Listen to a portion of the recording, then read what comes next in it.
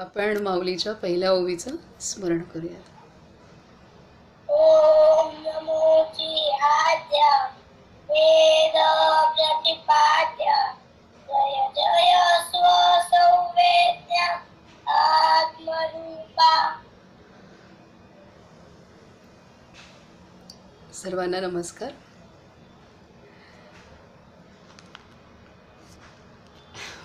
सर्व गोपाळ बाबांच्या जी आरती आहे भगवान नित्यानंदांची, तर त्या आरतीमध्ये सुद्धा विशेषतः लहान मुलांच्या विषयीचं एक वाक्य आलेलं आहे. त्यांनी कसे कसे अवतार घेतलेले आहेत, वेगवेगळे दत्ता अवतार, त्यानंतर अक्कलकोटचे स्वामी समर्थ, हे सर्व आरतीमध्ये आहे की त्यांची वेगवेगळी रूपं कशी झाली वेगवेगळ्या कालावधीमध्ये. आणि विशेषतः लहान मुलांच्या संदर्भातलं पण त्यांच्या आरतीमध्ये एक वाक्य आहे. आणि आता ही मुलं जे ऑपरेट करत आहेत किंवा त्यांना निमित्त केलं आहे, आणि त्यातनं आपल्याला अजून ते ह्या महान विभूती चं महत्त्व एक ह्या छोट्या गोष्टी आहेत, परंतु ह्या गोष्टी तितक्याच एका पातळीवर न पाहिलं तर खूप मोठ्या आहेत. तर ह्या सर्व आहेत की यांच्याकडून पण कार्य करून घेतलं जातं, कारण कृपादृष्टी नकळत दिली जात आहे आणि लहान मुलांवरती विशेष आहे. तर आता आपण पुढचं वाचन करूयात. कालपर्यंत आपण जे पाहिलं त्यामध्ये विशेष म्हणजे सीताराम नावाचा जो बाबांचा साधक होता, तर तो साधक त्याला हार्टचा हृदयविकाराचा तीव्र त्रास झाला होता, इतका की तो मृत्यूच्या दारावरती होता. आणि त्या अवस्थेमध्ये त्याचे नातेवाईक बाबांकडे घेऊन गेले आणि बाबांनी त्याला चालायला उभं राहायला सांगितलं आणि बाबांच्या स्पर्शाने तो उभा राहिला. त्यानंतर त्या कुंडाला प्रदक्षिणा करायला सांगितली, त्यानंतर नदीत जाऊन पोहू नये सांगितलं. म्हणजे जो आणि मृत्यूच्या दारात आहे त्याला ते सगळं बाबांनी त्याच्यावरती कृपा दृष्टी दिली आणि त्याचा जे आजार होता तो त्या माध्यमातनं बाबांनी बरा केला.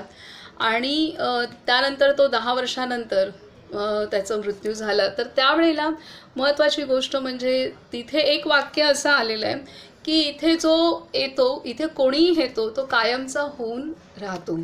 इथे कोणीही येतो तो कायमचा होऊन राहतो. हे वाक्य फार महत्त्वाचं आहे की ते जो कोणी येतो तो येथेच सामावून जातो.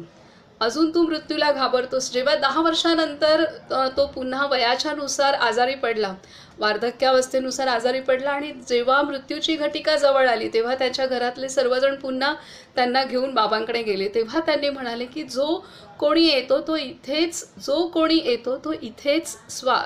इथेच सामावून जातो. अजून तू मृत्यूला घाबरतोस. आणि हे असं सांगितलं आणि त्यालाही कळलं की काय आहे. बाबांनी त्याला यावेळेला कुठलाही चिकित्सा किंवा कुठलाही बरं होण्याच्या दृष्टीने काही प्रयत्न केले नाहीत. त्यांनी केवळ हा एक उपदेश केला की इथे जो कोणी येतो तो इथलाच होऊन राहतो. हे वाक्य आता. आणि त्यानंतर मग त्यालाही समजलं की त्याचा अंतर्मुख तो झाला आणि त्याची आंतरिक साधना तीव्र गतीने झाली. आणि योग्य म्हणजे 7 वाजताच्या वेळेस जेव्हा वज्रेश्वरी मंदिरात आरती चालू होती तेव्हा याने ओंकाराचा नाद करून त्याने प्राण सोडलेले आहेत आणि त्याला तशी सद्गती पुढे प्राप्त झालेली आहे.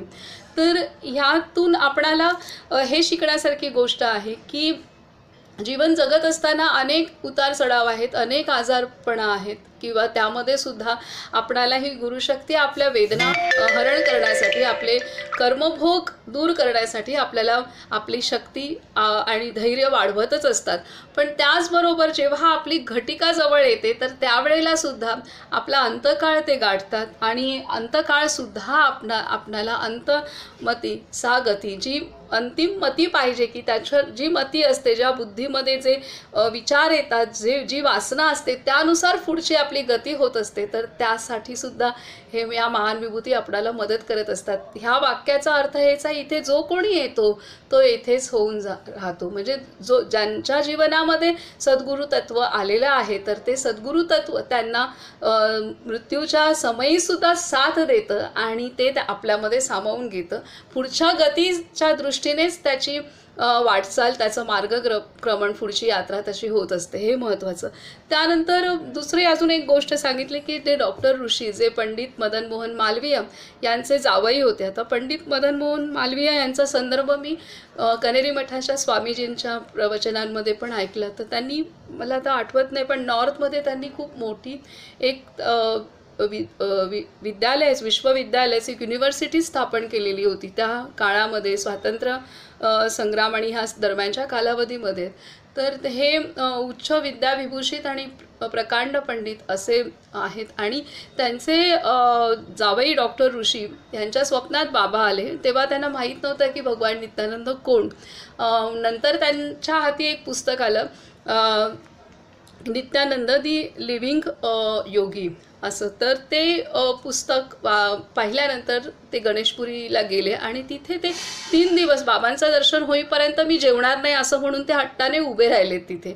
आणि नंतर चक्कर येऊन पडले. आणि मग त्यानंतर बाबांनी त्यांची भेट झाली तेव्हा एक खूप सुंदर संदेश दिलेला की हठयोगापेक्षा, तर त्यांनी जिद्द केली ना, असं मी 3 दिवस दर्शन झाल्यानंतरच मी जेवेन. आणि असं करता त्यांना विकनेस आला आणि मग ते हे झाले, चक्कर येऊन पडले. तर त्यामुळे एकच मिनिट जरा. तर तिथे त्यांनी सांगितलं की हठयोगापेक्षा म्हणजे श्वासावर नियंत्रण करण्यापेक्षा चित्तावर नियंत्रण करणं महत्त्वाचं आहे. म्हणजे श्वासावर नियंत्रण करणं हे योग्य, पण त्याच्या मर्यादा आहेत. इथे त्यांना हे सूचित करायचं, याचा अर्थ असा नाही की श्वासाकडे लक्ष देऊ नये किंवा ते दुय्यम आहे, परंतु श्वासाकडे आपण काही काळच लक्ष देऊ शकतो किंवा ठराविक वेळासाठी साधना करू शकतो. त्यानंतर महत्त्वाची गोष्ट आहे की आपल्या चित्तात काय तरंग उठत आहेत, काय विचार येत आहेत, काय भाव आहेत आपले, ह्याचं अनुसंधान आपण सहज प्रत्येक वेळेला करू शकतो. तर त्यांना हे सांगायचं आहे की अशा पद्धतीने हट्टाने कोणत्याही प्रकारचं जिद्द करणं हे ठराविक काळापर्यंतच करू शकतो. त्याच्या पलीकडे जाऊन शरीर साथ देऊ शकत नाही किंवा मन साथ देऊ शकत नाही. परंतु हे महत्त्वाचं आहे की चित्तावर नियंत्रण ठेवणं. चित्तात काय चाललंय, नियंत्रण म्हणजे चित्तामध्ये काय हलचल चालू आहे, माझे विचार कोणते आहेत, माझे भाव कोणते आहेत, कोणत्या दिशेने चाललेत, ह्यावरती लक्ष ठेवणं हे जास्त महत्त्वाचं आहे. तर हे महत्त्वाचे संदेश कालच्या वाचनामध्ये होते. आणि आज आपण पुढचं वाचन सुरू करूयात. आता आजचं वाचन आहे बाबांचे परमभक्त शंकरराव गुरव मुंबईत ठाकूरद्वार जवळील कोळीवाड्यात राहत.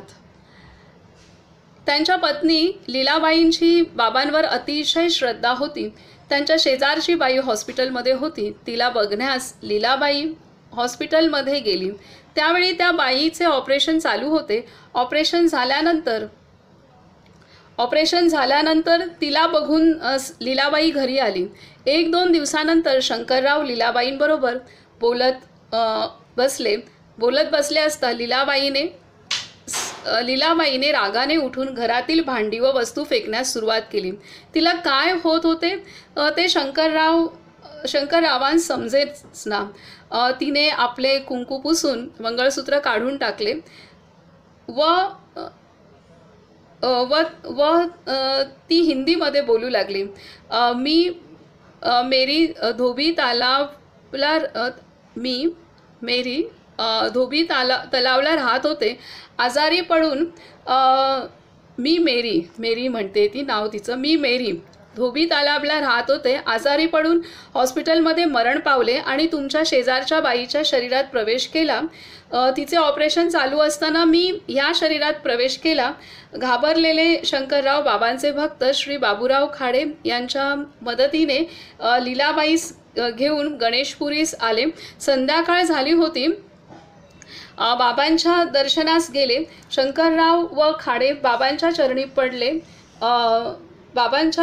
पडले. लीलाबाई मात्र उभीच राहिली. खाडेनीत झालेला प्रकार बाबांस सांगितला. शंकररावने खिशात ठेवलेले मंगळसूत्र व बांगड्या काढून दाखविल्या तेव्हा बाबांनी ते घालण्याची लीलाबाईला आज्ञा केली. नकार देऊन ती येशू ख्रिस्तांना मानते, मी येशू ख्रिस्तांना मानते, मला मंगळसूत्र बांगड्या नकोत असे म्हणाली. बाबा एकदम मोठ्याने गरजले. ते ऐकून लीलाबाई जमिनीवर कोसळली. थोड्या वेळाने शुद्धीवर येऊन ती उठली आणि बाबांना पाहून मी इथे कशी, माझे मंगळसूत्र कुठे असे म्हणाली. चटकन मंगळसूत्र व बांगड्या घालून बाबांच्या चरणांवर पडली. भूतबाधेपासून तिला बाबांनी आपल्या कृपेने मुक्त केले व त्या भूताचाही पिशाच्च योनीतून उद्धार केला. तर इथे पुन्हा एक घटना सांगत आहेत कशी आहे. आता पुढचं घटना आहे की 1955 साली बाबांचा परमभक्त देवराय पै मास्तर काननगडहून बाबांच्या दर्शनाच्या हेतूने गणेशपुरीला आला. तो काननगडच्या एका शाळेत शिकत होता. त्याची रजा संपल्या कारणाने तो बाबांचा निरोप घेण्यासाठी गेला. आणखी 8 दिवस राहा बाबांनी आग्रह केला. देवराय म्हणाले, परीक्षा जवळ आल्या आहेत, उद्या निघायचं म्हणतो. बाबा परत म्हणाले, उद्या जाऊ नकोस, पुढच्या गुरुवारी जा. देवराय केविलवाणा होऊन म्हणाला, उद्या जर निघालो नाही तर मी वेळेवर पोहोचणार नाही. माझ्या नोकरीचा प्रश्न आहे ना. बरं जायचंच असेल तर पहिल्या वर्गाचे तिकीट काढ. बाबांनी सल्ला दिला. दुसऱ्या दिवशी पहिल्या वर्गाचे तिकीट घेऊन देवराय बोटीत बसला. बोट मुंबईहून निघालेल्या तासाभराने हळूहळू बुडू लागली. खालच्या प्रवाशांनी वरच्या डेकवर धाव घेतली. बोटीच्या कप्तानाने मदतीसाठी बिनतारी संदेश पाठविला. मदतीसाठी विमान बोटी धाडण्यात आल्या. पण त्यापूर्वीच दुसरा वर्ग व वरच्या वर्गापर्यंत पाणी आले होते. वेळेवर मदत मिळाल्याने देवराय मास्तर काही नुकसान न होता काननगडला पोहोचले. ज्याला देव तारी त्याला कोण मारी. बाबांचा आशीर्वाद घेऊन एक भजन मंडळी करावी असे बाबूराव खाडे व इतर भक्त मित्रांना वाटल्याने ते गणेशपुरीला आले. तर अशा रीतीने इथे बाबांनी भक्ताला सांगितलं होतं की तू आज नको निघूस, नंतर निघ. आणि तरी तो ऐकला नाही, कारण त्याच्या नोकरीचा प्रश्न साहजिक आहे, कोणालाही काळजी वाटेल. तसंच त्याचं झालं आणि मग तो निघाला आणि त्याला बाबांनी सांगतायत की तू पहिल्या फर्स्ट क्लासचं तिकीट काढ. म्हणजे तो वरच्या इथे बसला आणि त्यानंतर त्यांचं रक्षण झालेलं आहे. तर इथे महत्त्वाची गोष्ट, जेव्हा आम्ही म्हणजे निंबाळचे पण अनेक साधकांच्या आठवणी आहेत. जेव्हा ते निंबाळला यायचे तेव्हा गुरुदेवांची निघताना गुरुदेवांची आज्ञा घ्यायचे आणि गुरुदेव जर जा म्हणाले तरच ते निघायचे. त्यांनी जर थांब म्हणाले तर थांबायचे साधक. आणि हा तिथल्या साधकांचा पण अनुभव आहे की गुरुदेवांनी अनुमती दिल्यानंतरच जायचं. तर ह्या पद्धतीने प्रत्येक गुरुगृही अशा पद्धतीने असंख्य अनुभव असंख्य साधकांना आलेले आहेत. कारण त्यांना ते दिसत असतं, जाणवत असतं पुढे काय घटना त्या जीवाच्या बाबतीत होणार आहे, त्यानुसार ते मार्गदर्शन करत असतात. पुढे आहे, बाबांचा आशीर्वाद घेऊन एक भजन मंडळी करावी असे बाबूराव खाडे व इतर भक्त मित्रांना वाटल्याने ते गणेशपुरीला आले. दरवाजा बंद असल्यामुळे बाहेरच बसून भक्तिभावाने सुंदर भजन म्हणू लागले. बाबांनी स्वतः दरवाजा उघडून सर्वांना आत बोलावून आशीर्वाद दिला. खाडेने विचारले, आत्मसाक्षात्काराचा सोपा मार्ग कोणता? गुरुवर पूर्ण विश्वास, जप तप उपास तपास काहीही नको. फक्त गुरुला अनन्य भावनेने शरण गेले असता सर्व काही मिळाल्यासारखेच. इथे सांगतायत की आत्मसाक्षात्काराचा सोपा मार्ग कोणता हा प्रश्न विचारलाय साधकाने. तर ते सांगतायत, गुरुवर पूर्ण विश्वास, जप तप उपास तपास काही नको. फक्त गुरुला अनन्य भावनेने शरण गेले असता सर्व काही मिळाल्यासारखेच आहे. असे म्हणत आपल्या डोक्यावरील एक केस काढून त्याच्या टोकाकडे बोट दाखवीत बाबा म्हणाले, इतका जरी दृढ विश्वास असला तरी बस, तो स्वतःला ओळखू शकेल. तर इथं खूप महत्त्वाची गोष्ट सांगितली आहे. इथे जपतप किंवा जी काही साधना आहे त्या साधनापेक्षा गुरुवरती ज्या गुरूंनी आपल्याला उपदेश दिलेला आहे त्याच्यावरती श्रद्धा, अनन्य श्रद्धा असणं हे ह्याला महत्त्व बाबांनी दिलेलं आहे. आणि ती श्रद्धा पण सांगितलं की केस काढलाय स्वतःचा आणि त्याचं टोक जे आहे तेवढी जरी असेल तरीसुद्धा तो शिष्य उद्धरून जातो. म्हणजे त्यांची अपेक्षा पण केवढी आहे, एवढ्याशाच श्रद्धेची अपेक्षा, तेवढी जरी श्रद्धा असेल तरीसुद्धा तो स्वतःला ओळखू शकतो. तो शिष्य त्या साधकाला आत्मअनुभूती किंवा स्वतःची अनुभूती होऊ शकते हे त्यांनी सांगितलेलं आहे. तर सर्व काही जे आहे गुरुवर श्रद्धा म्हणजे आपला मीपणा गळतो तिथेच, आणि त्यामुळे ह्यासाठी महत्त्व दिलेलं आहे. गुरुकृपा, गुरुश्रद्धा, भावाला महत्त्व आहे. आणि भावाविना कितीही साधन केलं तरीसुद्धा ते तितकं फळू शकत नाही. पुढे सांगतात, 1967 साली बाबूराव खाडे व भक्त मंडळींनी भजन करण्यासाठी हल्ली म्युझियम आहे त्याच्या मागे एक घर बांधण्यास बाबांकडे अनुमती मागितली. त्याच दिवशी बेंगळुरवारा इमारतीचे उद्घाटन होते. या कार्यक्रमास येथे यायची आवश्यकता नाही. हे पुण्यस्थळ ऋषीमुनींनी तप केलेली जागा, त्याला इंद्रप्रसाद असे नाव ठेवा. इथे काय सांगतात की त्यांच्या मागे म्हणजे भजन करण्यासाठी हल्ली म्युझियम आहे त्याच्या मागे घर बांधण्यास बाबांकडे अनुमती मागितली. त्याच दिवशी बंगळुरवारा इमारतीचे उद्घाटन होते. ह्या कार्यक्रमास येथे यायची आवश्यकता नाही. हे पुण्यस्थळ आहे. ऋषीमुनींनी तप केलेली जागा, त्याला इंद्रप्रसाद असे नाव ठेवा. उद्घाटनासाठी भक्त मंडळी मुक्तानंद बाबांना घेऊन जा अशी बाबांनी आज्ञा केली. भक्तांना तो एक अपूर्व आनंदाचा दिवस वाटला. तर इथे एक इमारत, बेंगळुरवारा इमारतीचं उद्घाटन आहे, त्या संदर्भातलं सांगतायत की मुक्तानंद बाबांकडून उद्घाटन करायचं आहे. आणि तिथे त्या जागा गणेशपुरीची पूर्ण जागा, आणि तिथे तो सर्वच जो परिसर आहे तर तिथे भगवान नित्यानंदांच्याही आधी पूर्वापार पूर्ण तिथून वज्रेश्वरी पण आहे, रेणुका माता आणि सर्व तिथे. तर ती परशुराम भूमी, ही कोकण भाग हा पूर्ण परशुराम भूमीच आहे. तर अनेक ऋषीमुनींनी तिथे तपस्या केलेली आहे. पुढे सांगतात की एकदा विद्याधर पाटील नावाचा भक्त बाबांच्या दर्शनास आला. तो एकादशीचा दिवस होता. दुपारी बाबांनी विचारले, जेवण झाले का? आज एकादशी मी जेवण घेत नाही असे विद्याधरने विनयाने निवेदन केले. बाबांनी एकदम रागावून, काय एकादशी, कसली एकादशी? या शरीराला आहार द्यायलाच पाहिजे. एकादशीचा उपवास मनाने करावयास पाहिजे. तितकेच नव्हे, बाबा विद्याधर जवळ बसले, आतून डबा मागविला. विद्याधर डबा उघडून बघतात तो 3 माणसे जेवतील इतके वेगवेगळे पदार्थ भरले होते. एक तर एकादशी, दुसरे बाबाजवळ बसलेले. जेवणार कसा? तरी बाबांची आज्ञा उल्लंघन करता येत नव्हती. आजपर्यंत एकादशीचा खरा अर्थ समजला नाही. या चुकीसाठी 3 माणसे जेवतील. 3 माणसे जेवतील एवढे जेवण एकट्याला जेवण्याची शिक्षा झाली. बाबांनी दाखविलेला एकादशीचा खरा अर्थ पण ग्रहण केल्याचा आनंद झाला. तर इथे सांगतात एकादशी आठवण करणं महत्त्वाचं शरीराच्या उपवासापेक्षा. पुढचा अनुभव आहे. बोमन बेहराम नावाचे एक पारशी भक्त मुंबईत राहत होते. ते नेहमी दर्शनासाठी गणेशपुरीला येत असत. बाबांनी त्यांना गणेशपुरीत एक लहान म्युझियम बांधण्यास सांगितले. राज्य शासनाने बाबांना 10 एकर जमीन दिली होती.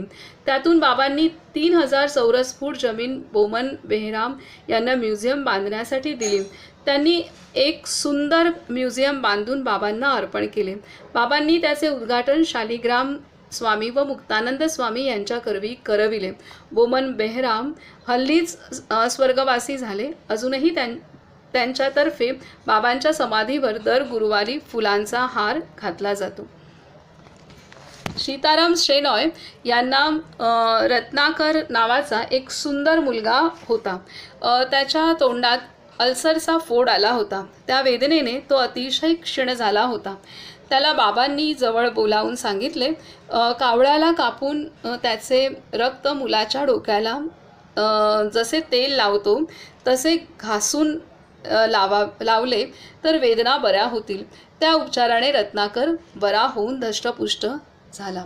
तर इथे तोंडात फोड आलेला आहे, अल्सरचा फोड, आणि कावळ्याचं रक्त हे डोक्याला मालिश करायला सांगितलेलं आहे. ही उपाययोजना त्यांनी सांगितलेली आहे. आता काही उपाययोजना येतात तर अशा छान छान आहेत, एक वेगवेगळ्या. आता स्वतः बाबांना पण जेव्हा मुडदुसच असावा बहुतेक झाला होता, तेव्हा त्यांना कावळ्याच्या मांसाचा शिरा एक चमचा असा करून खायला सांगितला होता आणि त्याच्यात ते बरे झाले. आणि म्हणून ते थट्टेने नेहमी म्हणायचे की एक कावळा गेला आणि दुसरा आला. आणि तेव्हापासून त्यांचं रंग पण जास्त डार्क काळा झाला. ते कावळ्याच्या ह्याच्यामुळे नाही, तर त्या मुडदूस आणि या सगळ्या त्यावेळेला त्यांना जो त्रास झाला त्या ह्याच्यात त्यांचा वर्ण बदलला. पण ते गमतीने एक कावळा गेला आणि दुसरा आला असं म्हणून ते हसत असायचे. म्हणजे एवढे अवधूत अवस्थेतले, परंतु किती कोणत्याही म्हणजे किती निरंकारी आहे हे आपल्याला दिसते. आता इथे पुढचा अनुभव आहे. रत्नाकरांचा 4 वर्षाचा मुलगा कमलाकर हाताला जे मिळेल ते खात असे. त्यामुळे त्याला सारखे जुलाब होत असत व रक्तही पडत असे. थोडे दिवस असे चालले असता ते मुलाला बाबांकडे घेऊन गेले. तांदूळ रात्री गोमूत्रात भिजत घालून सकाळी सुकून भरडून त्याची भाकरी करून द्या अशी बाबांनी आज्ञा केली. तसे करता ते फलदायी झाले. तांदूळ गोमूत्रात भिजवून त्याची सकाळी सुकून भरडून त्याची भाकरी करून देणं. आता हे बरं न झालेलं आहे, कोणत्याही गोष्टीने बरं न झालेल्या केसेस आहेत, म्हणजे डॉक्टरी उपायाने पण नाही झालेत, पण आणि हे ह्याच्यात सूक्ष्म पूर्ण वैद्यक शास्त्र सामावलेलं आहे. तर ही महत्त्वाची गोष्ट आहे. पुढचं आता सांगतायत की सीताराम शेणॉय यांची मुलगी गीता हिला काविळी झाली. डॉक्टरांच्या सल्ल्याप्रमाणे मुलीला इस्पितळात दाखल करण्याऐवजी सीताराम तिला घेऊन बाबांच्या दर्शनास आले. बाबांनी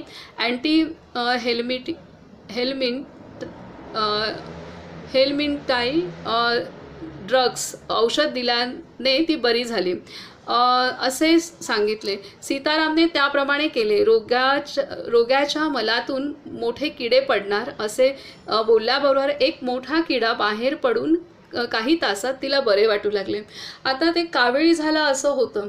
आता ही अनेक लहान मुलांना उलट्या होणं अशी लक्षणे दिसतात, तेव्हा असं वाटतं काविळी झाले, पण ते जंत असल्याचं पण ते लक्षण आहे. तर बाबांनी बरोबर तिला अँटीहेल्मिंटिक ड्रग्स जे असतात जंतासाठीचे ते त्यांनी दिले आणि त्याच्यात ती बरी झालेली आहे.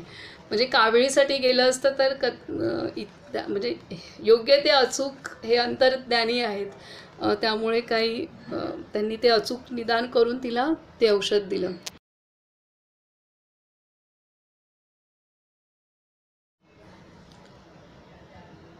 पुढे आहे रघुनाथ शेणायना अचानक चक्कर व मूळव्याधीचा त्रास सुरू झाला. बाबांनी त्याला गाईचे जुने तूप डोक्यावर घासण्यास सांगितले. असे करताच त्यांना लगेच बरे वाटले. इतकेच नाही तर दुसराही माणूस या उपायाने बरा झाला. खरे पाहिले तर बाबांची वाणीच संजीवनी. बाबा औषध देत ते निमित्त मात्र अशी भक्तांची मोठी श्रद्धा होती. आता इथे मूळव्याधीचा त्रास आहे, चक्कर येणं आणि मूळव्याधीचा त्रास. आता मूळव्याधीमध्ये प्रचंड उष्णता वाढते आणि त्यामुळे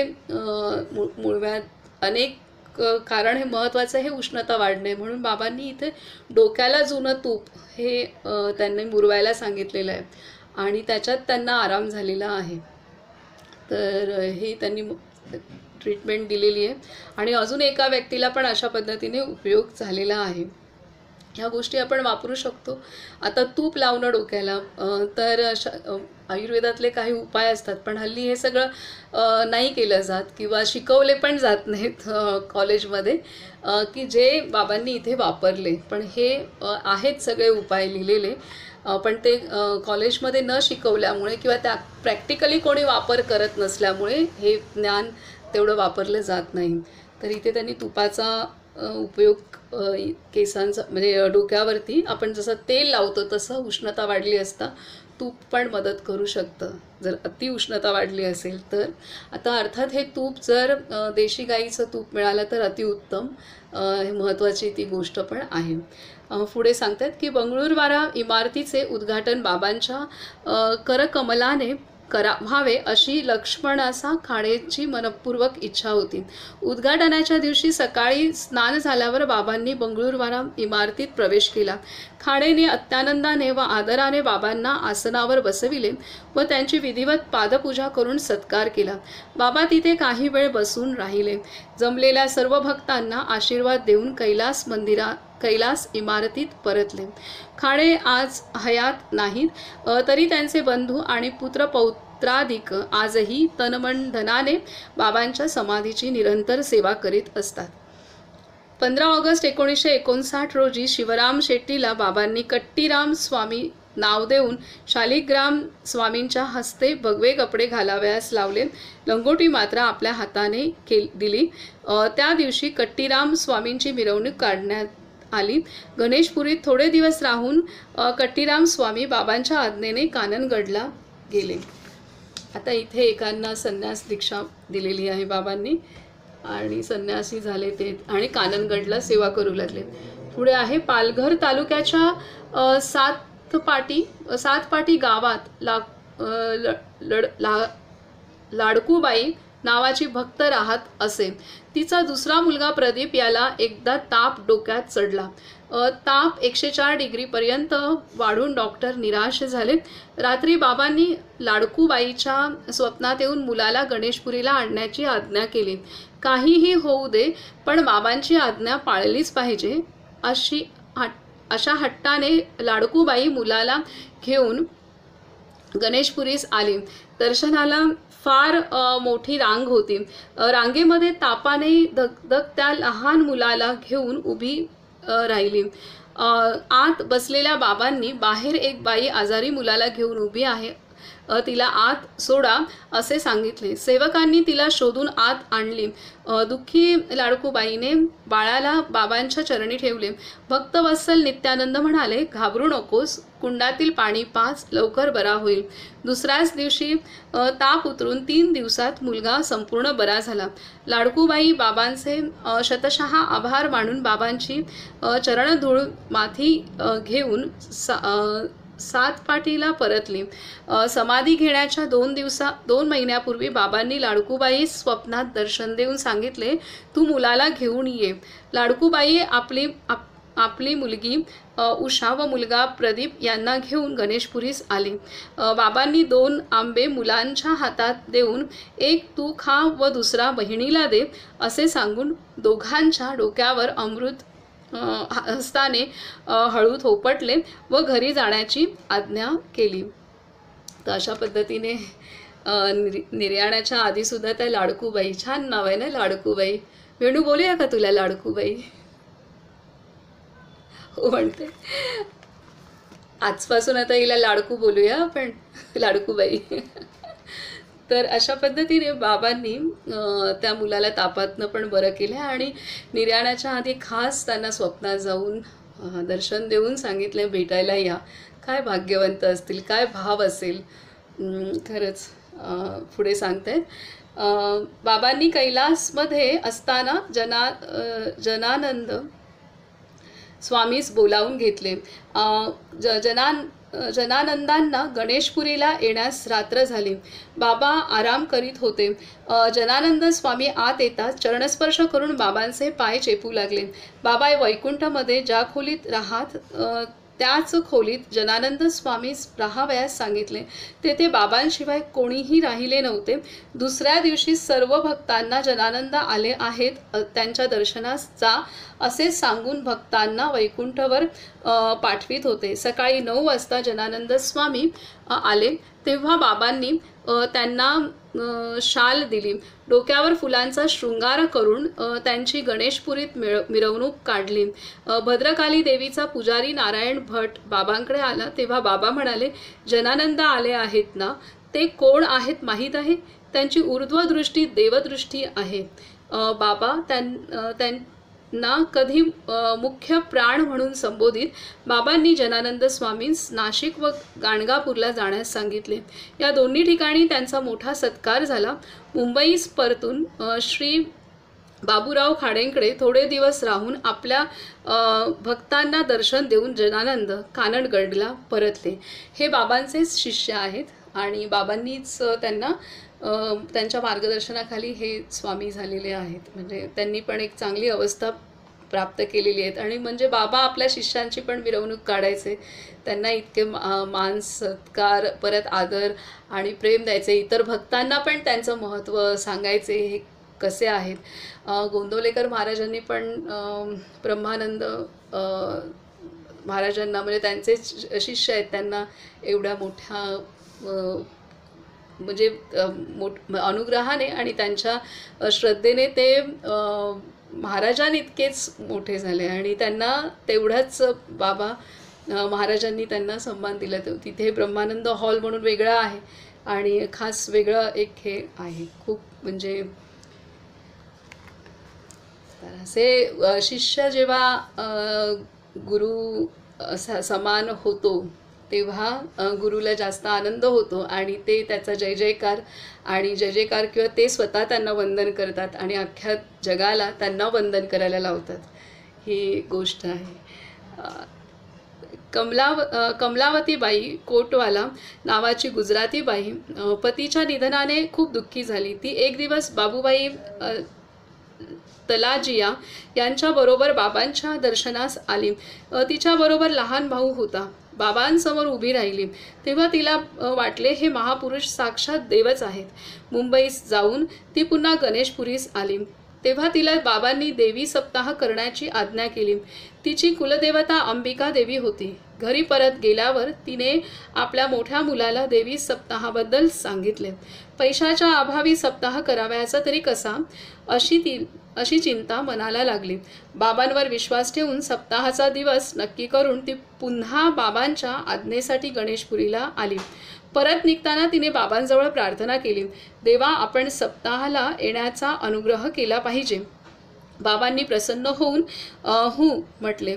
सप्ताहास प्रारंभ होऊन तिसऱ्या दिवशी कोणी एका व्यक्तीने दरवाजा ठोठावून, हे जगजीवन दासाचे घर आहे ना, मी त्यांच्याकडून कर्ज म्हणून घेतलेले पैसे द्यावयास आलो आहे असे म्हणून सप्ताहाला लागणाऱ्या पैशापेक्षा जास्त पैसे मोठ्या मुलाला हातात ठेवून ती व्यक्ती निघून गेली. कमलावतीबाई सप्ताहाच्या कृत्यात मग्न होती. आलेली ती व्यक्ती कोण म्हणून कोणालाही समजले नाही. पैसे येणार होते हेही कोणास माहीत नव्हते. पाचव्या दिवशी तीन सुंदर मुले दरवाजा ठोकून आत आली व व्रत बघून थोड्या वेळाने जावयास निघाली. थोडे दूध तरी पिऊन जा असा कमलावतीच्या सुनेने आग्रह केला. आम्ही फक्त व्रत बघण्यास आलो होतो. बघून आम्हाला फार आनंद झाला. आम्हाला काही नको असे म्हणून ते बाहेर पडले. सून बाहेर येऊन बघते तर मुले अदृश्य झाली होती. तेव्हा सर्वांना मुलांच्या रूपाने बाबाच आले आहे असे वाटले.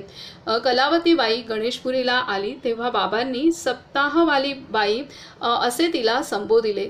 तेच नाव कायम झाले. सप्ताहवाली बाईच्या मुलाचा धंदा भरभराटीस येऊन सर्व सुखी झाली. त्यांची मुले नातवंडे नेहमी बाबांचे दर्शन करून जातात. तर इथे 3 लहान मुलांच्या रूपात येऊन, म्हणजे खरं तर तसं हे दिलेलं आहे, तसं येऊन त्यांनी निरीक्षण करून दिले. साधारणतः दत्तावतार ह्या पद्धतीने पण आपण त्याचं हे करू शकतो. तर त्यांनी तिच्या घरी येऊन, आणि तिला पैशांचं असं वाटत होतं, तर पैशांची पण योजना केली की नवऱ्याकडून कधी कोणी घेऊन गेले होते तर ते द्यायला आले, की जे त्यांना माहीत नाही आहे, नवरा गेल्यानंतरची ही गोष्ट आहे. आणि तिचं सप्ताह पार झाला. सर्व काही बाबांनी येऊन त्या बालकांच्या रूपामध्ये, जे दत्तात्रय अवतार असते तर त्या रूपामध्ये येऊन दर्शनही देऊन गेले. पुढचा अनुभव आहे 1967 साली एके दिवशी रघुनाथ शेणॉय सँडर्स रोड स्टेशनजवळ असलेले दुकान बंद करून घरी निघाले. शेवटची लोकल गाडी धरून माहीमला जाताना गाडी माहीम व किंग सर्कलच्या दरम्यान थांबली. फार वेळ गाडी चालू झाली नाही. काही लोक उतरून चालू लागले. गाडी आता सुटेल मग सुटेल अशी वाट बघून शेवटी रघुनाथही पायी जावयास उतरला. काळोखाची रात्र असल्यामुळे नीट काही दिसत नव्हते. इतक्यात तो रेल्वे रुळावर पाय घसरून घाण पाण्याने भरलेल्या गटारात पडला. तो पडण्याचा आवाज ऐकून कोणीतरी बघा पिऊन पडला आहे, मरू द्या असे बोलला. हे शब्द ऐकून रघुनाथ जास्तच घाबरला. काळोखात काही दिसेना आणि काय करावे तो सुचेना. म्हणून हात वर करून बाबांनी आठवण केली. घाबरू नकोस, कुठे आहेस, असे कोणीतरी बोलत आहे असे रघुनाथला भास झाला. क्षणार्धात एका उंच व्यक्तीने रघुनाथला गटारातून उचलून बाहेर काढले आणि घरी जाण्याचा मार्ग दाखविला. रघुनाथने मागे फिरून पाहिले. त्या उंच व्यक्तीच्या कमरेला लावलेला टॉवेल मात्र दिसत होता. आपल्याला संकटातून वाचविलेल्या व्यक्तीला काहीतरी द्यावयास पाहिजे म्हणून खिशात हात घालून बाहेर काढण्यापूर्वीच ती व्यक्ती दूर गेली होती. आपण हातात धरलेली पिशवी पाहता सर्व सामान भिजले तरी त्याच्यात असलेले चिदाकाश गीता नावाचे पुस्तक मात्र कोरेच्या कोरे होते. ती उंच व्यक्ती नित्यानंदांशिवाय दुसरी कोणीच नाही अशी त्याची खात्री झाली. तर आता इथे वेणू कळलं का तुला काय ते? प्रवास करत असताना रात्र होती आणि तिथे ट्रेन मध्येच थांबली. पुष्कळ वेळ चालत नव्हती आणि त्याच्यामुळे एक एक प्रवासी उतरले. तसेच हे बाबांचे भक्त होते ते सुद्धा उतरले आणि चालू लागले. तर त्यांचा पाय चुकून जे ट्रेनच्या इथे गटारं असतात तर त्याच्यात पडला आणि त्या खड्ड्यात गेले. आणि तिथे त्यांना पाहून दुसरा एक म्हणाले व्यक्ती की आता असे गटारात जी माणसं पडतात किंवा असतात घाणीमध्ये ती दारू पिऊन पडलेली असतात. तर ते म्हणाले की ह्यांनी दारू पिलेली असेल तर ह्यांना काही उचलायला नको, असू देत तिथे, त्याला मरू देत. तर त्यामुळे तो अजून घाबरला आणि मग त्याने बाबांची आठवण केली, आपल्या गुरूंची, नित्यानंद बाबांची. आणि मग त्यांना तिथून एक उंच व्यक्तीने हात दिला, बाहेर काढलं आणि त्यांचं ते बाहेर आले. आणि त्यांच्याकडे जी बॅग होती त्या बॅगेमध्ये सगळं भिजलं होतं, कारण ते जसे गटारात पडले तसं ते पिशवी पण पडली होती. परंतु त्या पिशवीत असं पुस्तक होतं, त्याचं नाव आहे चिदाकाश गीता. तेवढं त्या पुस्तकाला काही पाणी लागलं नव्हतं. तर अशा पद्धतीने हे असे अनुभव आहेत. गोंदवलेकर महाराजांच्या चरित्रात असे अनुभव इतके छान छान आहेत. गावाकडे असताना 3 लहान मुलं यायची. त्यातली 2 तर एकदम रेग्युलर होती, अशीच 5वीत असलेल्या, आणि एक पहिलीत होता एक मुलगा, पहिली दुसरीत होता, अशीच यांच्यासारखी. एवढे मनापासून ऐकायचे ते सगळे गोष्टी. सगळ्या त्या मुलीने तर शाळेतनं आली की लगेच ड्रेस चेंज करायची की 5:30 पासून ते अग्निहोत्र होईपर्यंत पूर्ण एकरूप होऊन ऐकलंय ते चरित्र. प्रचंड म्हणजे ह्या मुलांचं कौतुक वाटतं एवढ्या याने. आणि अशी बसायची ती व्यवस्थित. वेणू आणि भार्गव भेटलेत सुप्रिया गावी मुलांना त्या. तर अशा पद्धतीने हे, त्यामुळे काय आहे की वेणू भार्गव जेव्हा पण असं काही अडचण येते तेव्हा आपण आठवण करायची. हे सगळे आहेत ना मोठे मोठे सगळे आपले संतांची आठवण करायची. ते आठवण केली की ते आपल्याला मदत करायला येतात, आहे ना. तर त्याच्यामुळे हे लक्षात ठेवायचं की घाबरून नाही जायचं. न घाबरून जाता आपण आपल्या संतांना आठवायचं.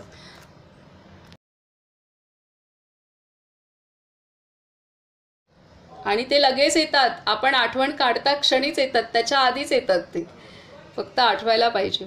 पुढचा अनुभव आहे तुंगारेश्वर पर्वतावर असलेल्या शिवमंदिराच्या बाजूला लहान आश्रम बांधून निवास करणारे राममोहन स्वामी एकदा सकाळी 6 वाजता आले.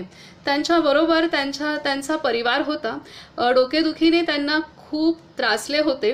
त्यांच्या परिवारासाठी त्यांच्या परिहारासाठी ते बाबांजवळ आले होते.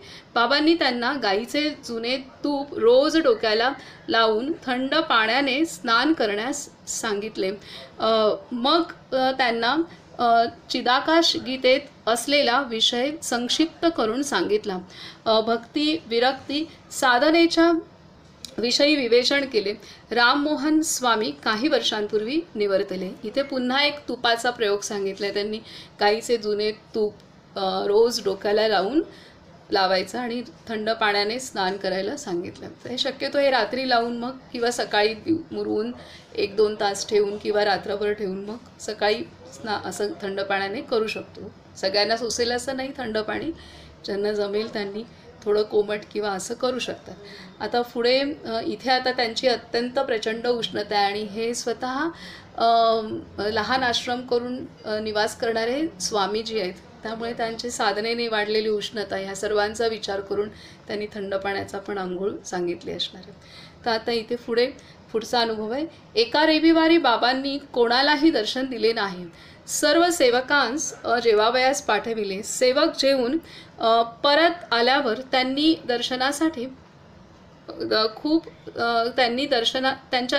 दर्शनासाठी खूप माणसे बाहेर उभी असल्याचे बाबांना सांगितले.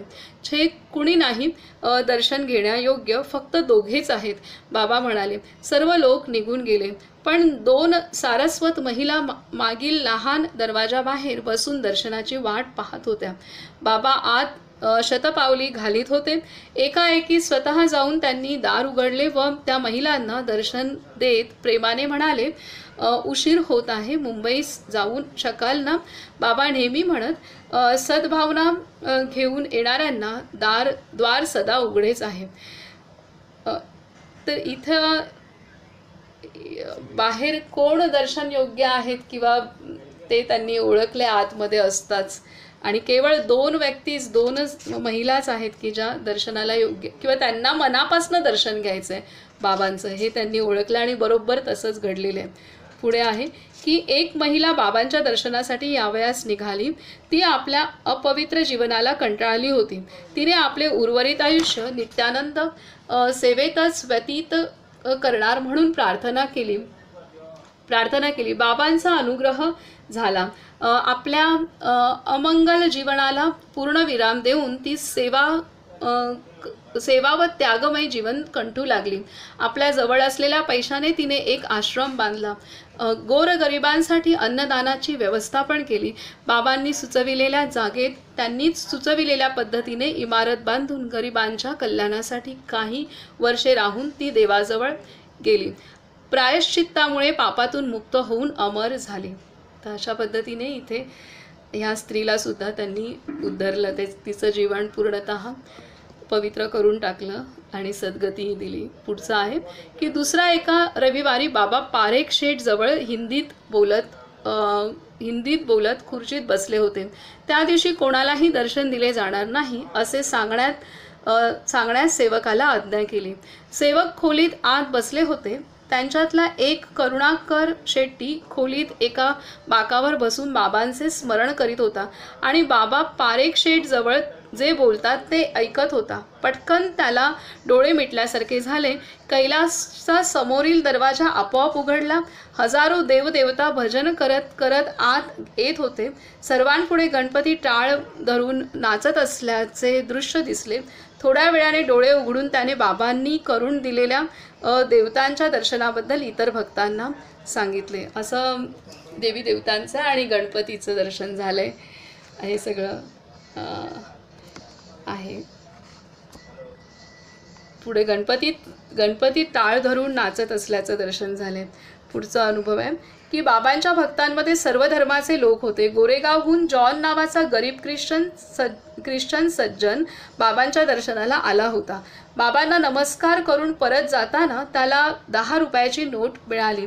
त्या पैशातून त्याने मुंबईस परतण्याचे तिकीट काढले आणि राहिलेल्या पैशाने फुलांचा धंदा सुरू केला. उत्तरोत्तर त्याला धंद्यात चांगले यश मिळत गेले आणि तो श्रीमंत झाला. त्याने स्वतः दर गुरुवारी बालभोजन सुरू केले. कालांतराने आठवड्यात 3 दिवस बालभोजन देण्यास सुरू केले. तर अशा रीतीने हे ख्रिश्चन व्यक्तीला पण त्यांनी मदत केली आहे, त्याची श्रद्धा वाढवली आहे. पुढचा अनुभव वाचू आणि मग थांबू आपण. आणि मणिकेत कर्नल हे मुंबईत एक हॉटेल चालवित होते. नेहमी ते गणेशपुरीस बाबांच्या दर्शनास जात. एकदा बाबा त्यांना म्हणाले, तू तुझे हॉटेल बंद करून ठेव. कर्नल द्विधेत पडला की चांगले चालणारे हॉटेल एकाएकी बंद का म्हणून करावे. त्याने हॉटेल चालूच ठेवले. काही दिवसातच हा म्हणता भरभराटीचे हॉटेल चालेनासे झाले. हॉटेल बंद करण्याची वेळ तर आलीच, पण त्याबरोबर कर्ज पण खूप झाले. जेवणा खाण्याचे सुद्धा वांदे झाले. लोकांना तोंड दाखविणे लज्जास्पद वाटू लागले. त्याला काही सुचेनासे झाले. कसेबसे त्याच्या एका मित्राकडे रात्री झोपण्याची व्यवस्था झाली, पण जेवणा खाण्याचे काय करणार. परिस्थितीने त्याला वेडा करून सोडले. लज्जेमुळे कुणाकडे जावेसे त्याला वाटेना. असे हे लाजिरवाणे जीवन जगण्यापेक्षा मरणे पत्करले, अशा विचाराने एका संध्याकाळी सूर्यास्ताचे वेळी तो समुद्रात प्राणत्याग करण्याकरिता गेला. मित्राच्या खोलीची चावी त्याने पाण्यात भिरकावून दिली. बाबांचे वचन आपण ऐकले नाही याचा त्याला पश्चाताप झाला. मनातच बाबांना त्याने मनपूर्वक हात जोडून क्षमा मागत मरणयात्रेस सुरुवात केली. हळूहळू पाणी नाकापर्यंत आले आणि त्यांचा पाय सरकला. तो तोल जाऊन बुडणार इतक्यात मागून त्याचा उजवा हात कुणीतरी घट्ट धरला. वळून बघतोस तर एक शेठ आपल्याला किनाऱ्याकडे घेऊन जात आहे असे दिसले. आत्महत्या करणे अनितीचे आहे, चल तुझ्या खोलीवर जाऊ. हे शब्द ऐकताच कर्नलला आपण चावी समुद्रात फेकून दिल्याचे आठवले. चावी माझ्याकडे आहे, ही घे असे म्हणून त्या शेठने चावी कर्नलच्या हातात ठेवली व ते दोघे खोलीच्या दिशेने वळले. शेठ पुढे आणि कर्नल त्याच्या मागे अस्वस्थ चित्ताने चालत होता. त्याला जोरात भूक लागली होती. खोलीजवळ आल्यावर शेठ म्हणाला, बाजूच्या दुकानातून 2 प्लेट बिर्याणी घेऊन खोलीत जा आणि तू जेवून ये. या 15 मिनिटात येतो. मला उशीर झालास तर दुसरी प्लेट पण खाऊन टाक असे म्हणून त्यांच्या हातात बरेचसे पैसे ठेवून तो शेठ तेथून निघून गेला. काही वेळ वाट पाहून थकलेल्या आणि भुकेल्या कर्नलने शेठ न आल्यामुळे दुसरी प्लेटसुद्धा फस्त केली आणि गाढ झोपी गेला. दुसऱ्या दिवशी ताजातवाना होऊन उठला तर कालची घडलेली घटना त्याला स्वप्नासारखी वाटू लागली. शेठच्या बोलण्यात बाबांच्या आवाजाचा भास झाला. त्याला वाटले बाबांपुढे लाज कसली. लगेच गणेशपुरीत निघाला. बाबांपुढे येऊन हात जोडून उभा राहतो तितक्यात बाबा म्हणाले, शेठ कुठे आहे? वापस आला का? ह्यापुढे आत्महत्येचा विचार करू नको. मुंबईला जा, व्यापार कर, सर्व ठीक होईल. त्याला पक्के कळून चुकले की आत्महत्येपासून वाचविणारा शेठ दुसरे कोणी नसून आपले बाबाच होते. आनंदाने श्रद्धेने त्याच्या डोळ्यांतून अश्रू वाहू लागले व त्याने आपले मस्तक बाबांच्या चरणांवर ठेविले. कालांतराने बाबांच्या आज्ञेनुसार त्याचे मुंबईत हॉटेल सुरू झाले. सर्व सुरळीत झाले. हॉटेलची भरभराट परत सुरू झाली. तर अशा रीतीने बाबांनी ह्या हॉटेलच्या साधकाला सांगितलं होतं की बाबा तू बंद कर हॉटेल, म्हणजे भरभराटीच चाललेलं बंद करायला सांगितलं होतं. त्यांना ते दिसलं होतं कालांतराने त्याच्यावर तशी वेळ येणार आहे आणि त्याला ते सोसणार नाही ही त्यांना पूर्वकल्पना होती म्हणून त्याला सांगितलं होतं. आणि तसंच घडलं. पुन्हा त्या डिप्रेशनमधनं अगदी किती टोकाचं डिप्रेशन झालं की त्या आत्महत्येपर्यंत पोचलं. त्यातनं त्यांना वाचून पुन्हा बाबांनी त्यांना व्यवस्थित मार्गी लावलेलं आहे. तर अशा पद्धतीने हे आपले संत आपल्याला वेगवेगळ्या आपल्या संसार यातनातून आपल्या प्रारब्धातून म्हणजे प्रारब्ध दूर करण्यासाठी आपल्याला मदत करत असतात.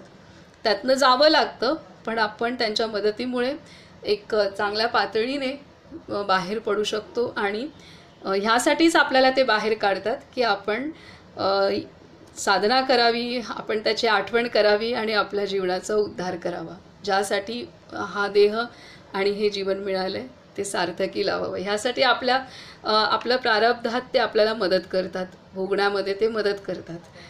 एक आस असते की माझा शिष्य हा माझ्यासारखा होईल ह्यासाठी, किंवा तो अनुभूती घेईल, आत्मसाक्षात्कार करून घेईल. तर आपण प्रार्थना करूयात की आपणा सर्वांना आपल्यावरती जे अनंत उपकार आपल्या संतांनी केलेले आहेत, आणि तर आपणही त्या दृष्टीने आपल्याला जमेल तसं आपली श्रद्धा, आपले भाव शुद्ध करण्याचा प्रयत्न त्यांच्याच कृपा आशीर्वादाने करूयात. इथं आपण थांबूया.